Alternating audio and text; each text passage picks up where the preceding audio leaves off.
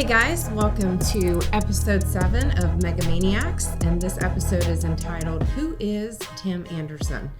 And just before I get started, by the end of this episode, you will know who Tim Anderson is, but we're going to discuss some other things before we get to that, and how I encountered Tim Anderson and what prompted me to ask more questions and really kind of investigate who this person was, because when I did encounter Tim Anderson, it was a little over a year after I had become the HR director for World Harvest Church. And I thought it was super weird that this person was being included on emails and weighing in on hiring people and what their salary should be and those sorts of things. But I had never met Tim Anderson, never heard of Tim Anderson, didn't even know that he was in the directory of emails, which he was. I don't know if he is anymore, but he was. And so that led me, to ask more questions and start investigating a little bit further on who this person was and why they were so closely involved in making some big decisions. Now, I will say that after this one encounter, that I never really encountered Tim Anderson again, as far as that name being used, whether it was email, and maybe this one, was a mistake that it even got sent to me. But nonetheless, I did find out who he was, and by the end of the episode, you will also know who Tim Anderson is. So my encounter with Tim looks like it was May 19th of 2020. And I was included on an email that some hiring decisions were being made that I wasn't included in, which as the HR director is kind of weird, but I was not included in the hiring of this person, but was sent an email that I needed to do a draft of an offer letter and what I should and should not be including. And this message was coming from the chief administrative officer, who was my boss. And in this email that was sent to me, she refers to a previous email, which was in the email string, and is referring to Tim. So she's saying, I like how Tim has other, and with that being said, other as in other things that should be included in the offer letter, and those being that the person that we were going to hire must attend church and give. Okay, so this was all in the offer letter, that not only are we making this person an offer, but they are required to attend World Harvest Church and they are required to give as well. So I'm thinking, I know of at least one person that was kind of on the pastoral staff named Tim, but I'm not even sure that he was there anymore at that point in time, and he certainly wouldn't be involved in hiring decisions. And so, I go back and look at this email string, and I see this, Tim Anderson is being involved with this hiring decision along with Ashton Parsley. And so I, again, was perplexed, but went ahead and did what I was supposed to do. And, but just thought it was super weird, again, that I did not know who this person was after being there over a year as the HR director, because I knew everybody and I knew everybody's names. So I started asking around. So, as you can imagine, I have several, or had and have several contacts within the organization. And I started asking them, hey, do you know who Tim Anderson is?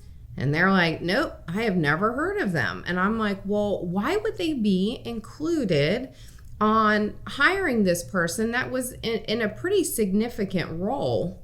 And they're like, well, maybe it's an attorney, or maybe they used to work here and know this person.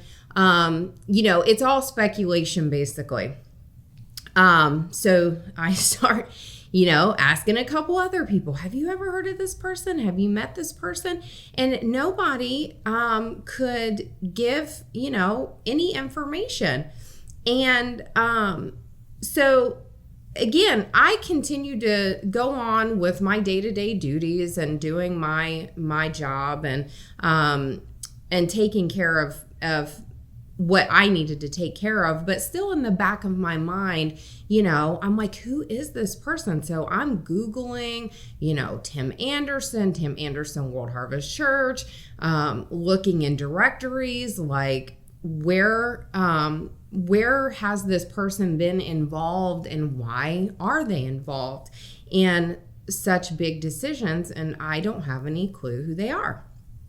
So, just by chance, about, 2 or 3 weeks, after this all happened, someone came into my office, and I happened to be, in there again, trying to figure out who Tim Anderson is. And the person that came to my office, they knew me fairly well and could tell, that I was pretty perplexed. And so they're like, what's going on? What's wrong? And I'm like, I'm just trying to figure out who this person is. And it's, driving me nuts that we have this person that's involved in making decisions, but I don't have any clue who they are. And the person was like, well, what's the name? And I said, Tim Anderson. And they started cracking up. And I'm like, why are you laughing? And they're like, Robin, that's PRP. That's Pastor Parsley. And I'm like, no way. Like, why are they calling him Tim? And why are, even my boss is referring to him as Tim, knowing that it's Pastor Parsley. And so then I'm even more perplexed. I feel like, I was glad to figure out who it was, but I was even more perplexed then after that, because, my mind starts, I wouldn't say running wild, but, why would Pastor Parsley need an alias? And why especially would he need an alias within the organization that he started and that, he makes all of the decisions in? And so I'm, now my mind is like, okay, so why would somebody, do this? And I still never, got a clear answer, and maybe I never will, on why someone, like PRP would feel like that he needed an alias within the organization. But, I'm sure, your mind can go off on a couple of tangents as well. Because if you watch the previous episode in my why, I had a pretty tumultuous past, if you will, and I knew plenty of people that had aliases, and I probably used one or two myself, but it was always in criminal activity.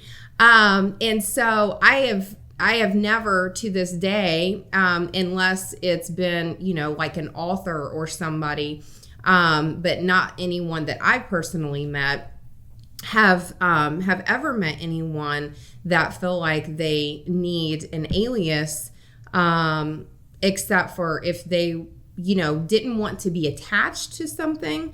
They didn't want to be, appear to be involved in certain things that they were actually involved in, and didn't want, that attachment to anything that's going on. But again, in my case, it was always criminal activity.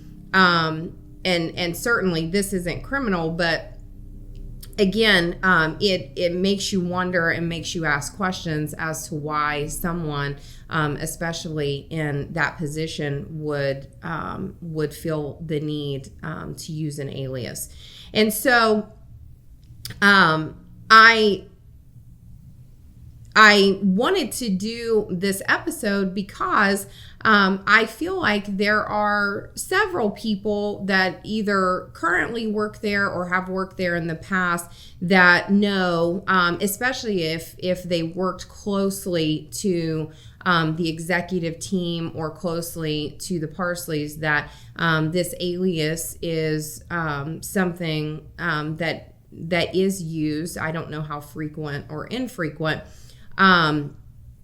But along with the alias, there's, also a desk drawer that is full of burner phones. And so then that also, that are for Tim Anderson or Pastor Parsley, because they're one and the same. Why would he need burner phones? You can mask or block, your phone number if you don't want someone to have it. So what's the reason to have these burner phones?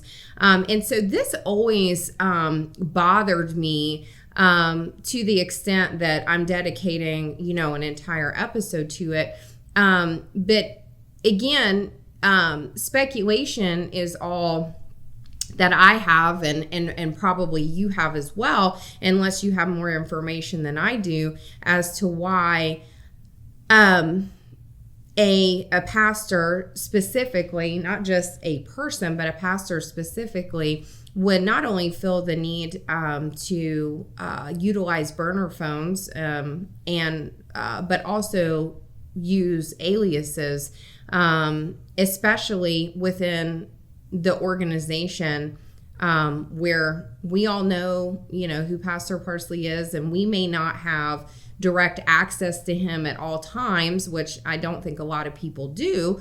You have to go through several layers of people before a lot of times you can even get to him. But what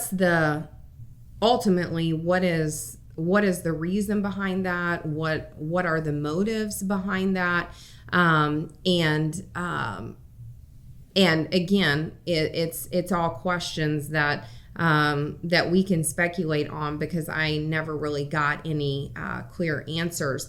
The closest to a clear answer that I got was that, and again, I don't know this to be fact, so I'm not presenting it as a fact, but the closest answer that I got was that Pastor Parsley sells real estate at times, and this is the name that he uses, Tim Anderson, to sell that real estate.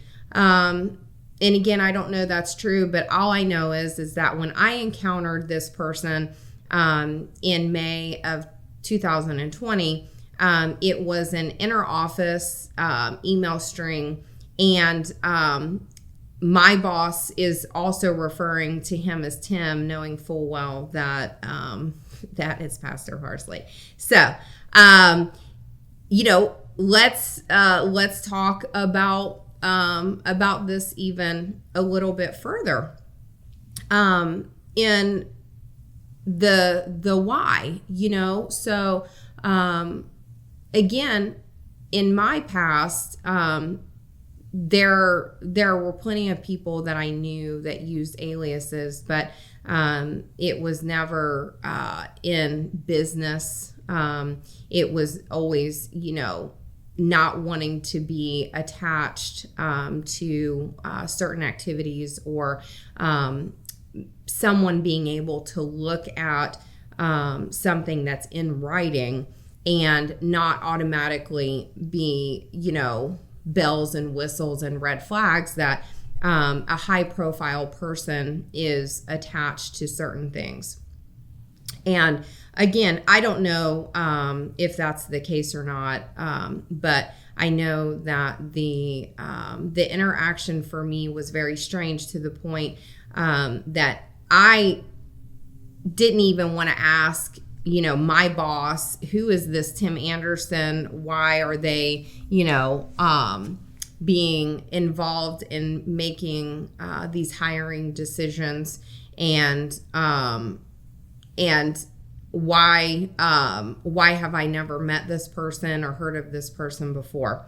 And so you can hit me in the live chat to give me your ideas why you think that somebody like Pastor Parsley would feel the need to use an alias, or maybe send me a message. I have no idea, but I would love to know why someone would feel the need to do that. But along with that being said, this hiring decision ended up backfiring hugely. And when it did backfire, which I warned that it may backfire, and it did end up backfiring, that they had no idea that I knew that he was the one that was making ultimately being involved in the hiring decision, which I was not involved in, and ended up just, again, backfiring, not turning out well. I don't want to give too much information because obviously confidentiality, but you should trust to a certain extent your HR director to the point where you involve them in decision making, and involve them, or at least hear what they have to say if there's some apprehension on hiring certain people. But that specifically continued to happen throughout my tenure there, that especially with pastors, that I was not involved in making some of those or a lot of those hiring decisions. These people that were interviewing would interview without me being present. And so all I knew was like, hey, do this offer letter, send it to this email address, and if they accept, they're starting on this day. And some of those hiring decisions ended up working out, and some of them did not. But you have a human resources department for several reasons. But again, making sure that they're involved in these decisions is very important, because this is our livelihood. This is what we do. There are certain things that we pay attention to. There are certain questions that we ask to really get a full 360 picture of if someone is a good fit, not only for the position, but for the organization. And you want to check references, and you want to do all of these things that solidify someone as a good fit for your organization, not just trying to fill a hole because you're desperate, or you feel like that this is the right person for the job for whatever reason that is. And I do believe that there were other factors that contributed to my boss and Tim Anderson feeling like this person was a good fit for the organization, which again, they even with my apprehension and the things that I said prior to this person being hired, that they ignored those things. They decided to go ahead and hire this person. And again, it backfired. And the person is no longer at the organization, which I'm not either. So, like I always do, I have a couple of Bible verses in regards to deceitfulness. And, we could talk about this all day about, again, speculation on why this is and why this is not, and what do you think and what do I think, and I think that if you have worked there and experienced some of the things that I've experienced, your mind can certainly go off in several directions on why there people would feel a need to behave this way and use aliases and burner phones and that sort of thing. But again, that would all be an exercise sort of in futility, because we may never know the answer. So the first Bible verse is Romans 3:13. And it says, their throats are open graves, their tongues practice deceit. The poison of vipers is on their lips. And I think that can be interpreted, several different ways. But again, if you've heard the previous episodes, especially episode 2, where there is a recording of Pastor Parsley, our words are very powerful, and they can uplift or they can poison, and be very, very hurtful, because once those words leave your mouth and you use certain tones for whatever you're saying, can be very, very hurtful, and people carry those with them forever. If you get hit, the pain of getting hit or being hurt, that the physical pain, may leave, but you're left with that situation. But I know in my experience, when I think about the abuse that I endured, a lot of times it's not the things that happen physically. It's the things that were said, and they replay over and over, and then and you wonder why someone could be so angry or mean that they would feel the need to speak that way, or use certain tones of voice. And then the other Bible verse is Romans 16:18.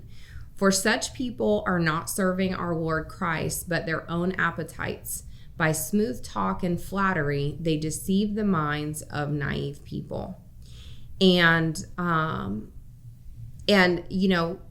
for me, I think a lot of us, can be naive to a certain extent when we're very vulnerable and we're very trusting of the people around us. And that can be in business, in our personal lives, in our spiritual lives, even in our financial lives. We go to financial planners and doctors and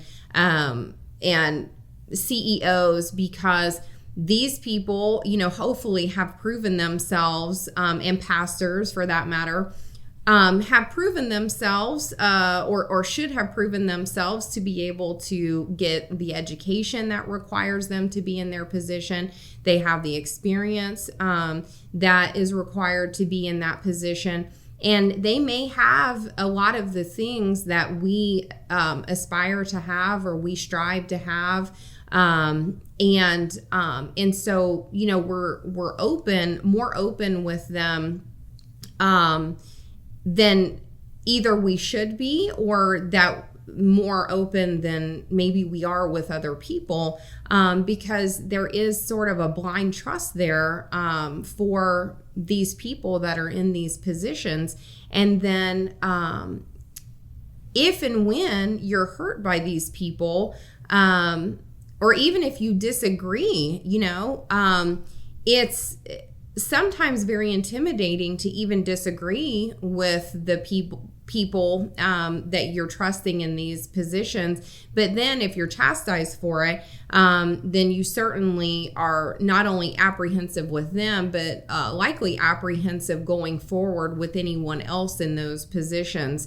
And like I've said in other episodes, I feel like it's super important that not only do we have our personal relationship with God, but that we also know, our Bibles, because you can't fool people that know what the Bible says, and whether the words are getting twisted or if they're just downright not in the Bible at all.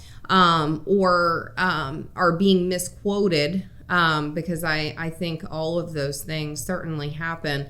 I feel like that's kind of where the naive piece comes in, is that we are blindly trusting these human beings, and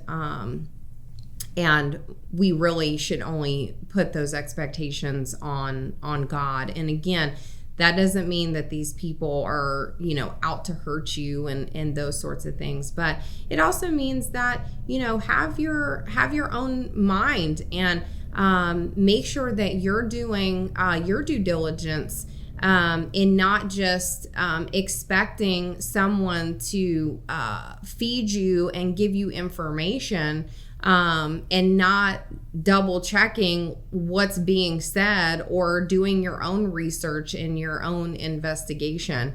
And had I not done that, I probably would have never known who Tim Anderson was, or continued to investigate that further as to why does this even exist, especially inside of an organization. So again, thank you for listening. Thank you for liking, commenting, and subscribing. And please stay tuned to next week for episode 8. Have a good evening.